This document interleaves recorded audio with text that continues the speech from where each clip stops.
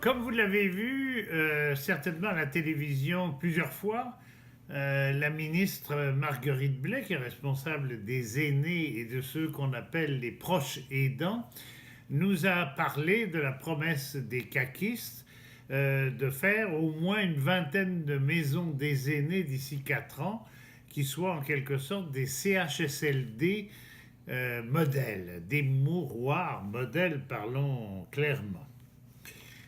Ces maisons des aînés, moi je connais, j'ai présidé une maison des aînés à Hochelaga Maisonneuve pendant 10 ans.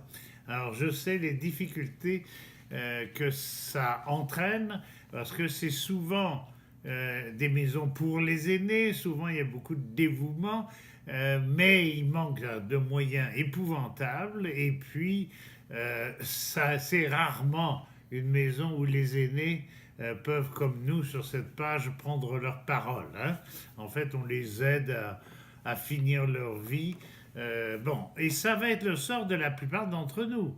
Soit vous avez de l'argent jusqu'à 7 000 $ par mois et plus, et vous pouvez aller dans les maisons Maurice, vous pouvez aller dans les maisons Savoie, les maisons, comment ça s'appelle, du Soleil, je ne sais pas comment ça s'appelle, les résidences Soleil, soit les résidences sélection qui sont la mode du jour, mais pour ça, il faut avoir beaucoup d'argent. Si vous n'avez pas beaucoup d'argent, eh ben, vous êtes condamné finalement à trouver un jour ou l'autre, en sortant de l'hôpital, où vous aurez été hospitalisé provisoirement, une place dans ce qu'on appelle donc ces CHSLD qui vont vous coûter 2 000 $ à peu près, pas tout à fait, 2 000 $ par mois. Au jour d'aujourd'hui, évidemment, ça va augmenter. Alors, les maisons des aînés, c'est pas des maisons où il faudrait de la belle peinture et puis des belles odeurs dans les couloirs et puis des fleurs au printemps. Non, c'est d'abord des maisons où il ferait bon vivre et non pas végéter jusqu'à mourir. Et pour ça, être entouré de personnel compétent et formé. Vous savez que les préposés aux bénéficiaires actuellement sont formés depuis le bon docteur Barrett, sont formés en 3 semaines. Imaginez en 3 semaines comment on peut être formé. En plus de ça, ils sont payés, j'allais dire, un coup de pied dans le derrière. Hein. C'est le salaire minimum à peu près. On vous promet une garantie d'emploi, vous êtes un fonctionnaire, mais vous terminerez votre carrière à 30 000 $ par année, c'est pas la gloire.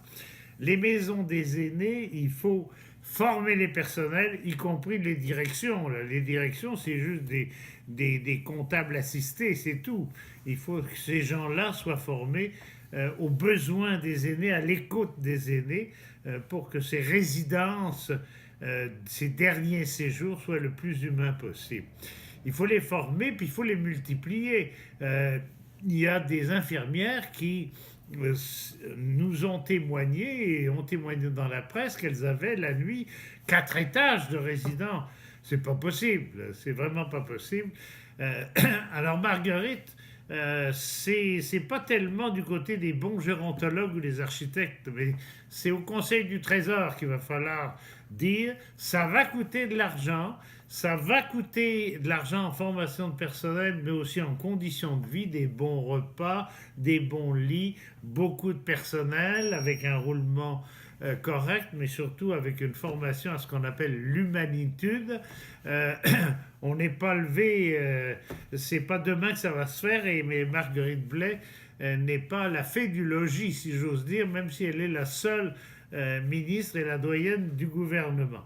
Alors, on va surveiller ce dossier de près. Il y a eu quelques scandales, il y en aura toujours, mais c'est pas ça le problème. C'est essentiellement comment et dans quelles conditions nous allons passer les derniers jours de notre vie. On parle de mourir dans la dignité. J'aimerais qu'on parle de vieillir et de vivre dans la dignité. À bientôt.